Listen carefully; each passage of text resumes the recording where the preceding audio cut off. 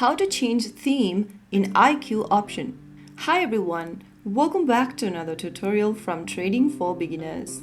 Today in this video, we will be learning how to change the theme in the IQ option application using your laptops or PC. So in order to do that, first of all, open up the IQ option application on your laptops or desktops and then make sure that you're logged into your IQ option account.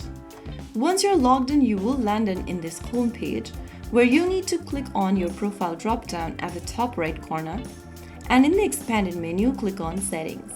Inside the Settings menu, go to Theme Settings option and then choose one of the themes you'd like to change to. After clicking on the theme, you'll notice the IQ option theme changed immediately. Many traders prefer dark mode since it is easier on the eyes during long chart analysis.